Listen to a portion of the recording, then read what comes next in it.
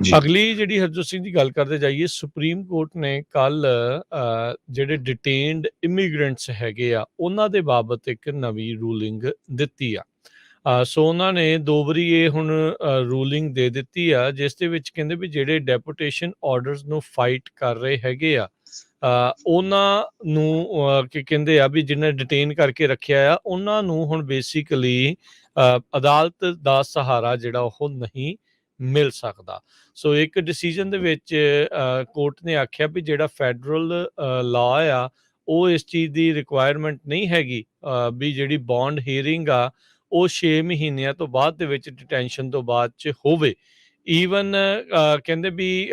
ਜਿਨ੍ਹਾਂ ਨੂੰ ਇਹ ਡਰ ਹੋਵੇ ਵੀ ਜੇ ਵਾਪਸ ਮੁਲਕ 'ਚ ਜਾ ਕੇ ਉਹਨਾਂ ਦੇ ਨਾਲ ਪ੍ਰੋਸੀਕਿਊਸ਼ਨ ਹੋ ਸਕਦੀ ਆ। ਸੋ ਇੱਕ ਤਾਂ ਫੈਸਲਾ ਉਹਨਾਂ ਨੇ ਇਹ ਕੀਤਾ ਵੀ 6 ਮਹੀਨਿਆਂ ਬਾਅਦ ਜ਼ਰੂਰੀ ਨਹੀਂ ਆ ਵੀ ਤੁਹਾਡੀ ਬੌਂਡ ਹੀਅਰਿੰਗ ਜਿਹੜੀ ਉਹ ਪਾਈ ਜਾਵੇ, ਇਹ ਮਰਜ਼ੀ ਆ, ਜੇ ਆ ਗਈ ਤਾਂ ਆ ਗਈ, ਜੇ ਨਹੀਂ ਆਈ ਤਾਂ ਨਹੀਂ ਆਈ। ਦੂਜੀ ਉਹਨਾਂ ਨੇ ਇਹ ਕਿਹਾ ਵੀ ਜਿਹੜੇ ਅਨਡਾਕੂਮੈਂਟਡ ਇਮੀਗ੍ਰੈਂਟਸ ਆ ਜਿਨ੍ਹਾਂ ਦੇ ਅਜਿਹੇ ਕੇਸ ਚੱਲ ਰਹੇ ਆ,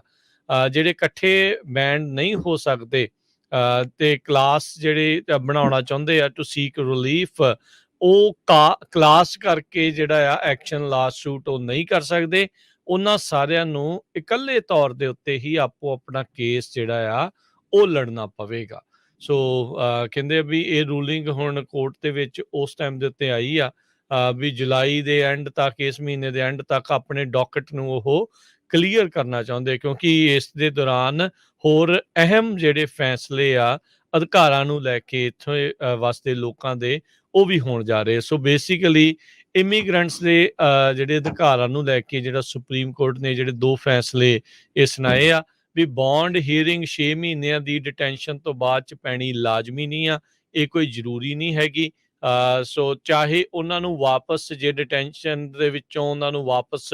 ਘੱਲ ਵੀ ਦਿੱਤਾ ਜਾਂਦਾ ਆ ਉਹਨਾਂ ਦੇ ਪੁਰਾਣੇ ਮੁਲਕ ਜਿੱਥੋਂ ਉਹਨਾਂ ਨੂੰ ਖਤਰਾ ਆ, ਚਾਹੇ ਉੱਥੇ ਉਹਨਾਂ ਦੇ ਨਾਲ ਮਾੜਾ ਸਲੂਕ ਜਾਂ ਪ੍ਰੋਸੀਕਿਊਸ਼ਨ ਉਹ ਹੋ ਸਕਦੀ ਆ, ਇਸ ਮਾਮਲੇ ਤਾਂ ਵੀ ਹੁੰਦੇ ਹੋਏ ਵੀ ਜਿਹੜੀ ਆ ਉਹ ਬੌਂਡ ਹੀਅਰਿੰਗ ਨਹੀਂ ਪਾਈ ਜਾ ਸਕਦੀ, ਕੋਈ ਜ਼ਰੂਰੀ ਨਹੀਂ ਆ। ਦੂਜੀ ਉਹਨਾਂ ਨੇ ਇਹ ਕਹਿ ਦਿੱਤਾ ਆ ਵੀ ਸਾਰੇ ਇਕੱਠੇ ਮਿਲ ਕੇ ਜਿਹੜੇ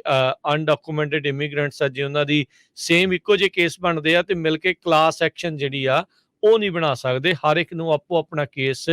ਇੰਡੀਵਿਜੂਅਲ ਤੌਰ ਦੇ ਉੱਤੇ, ਇਕੱਲੇ ਤੌਰ ਦੇ ਉੱਤੇ ਜਿਹੜਾ ਉਹ ਲੜਨਾ ਪਵੇਗਾ। ਸੋ ਕਾਫੀ ਹੱਦ ਤੱਕ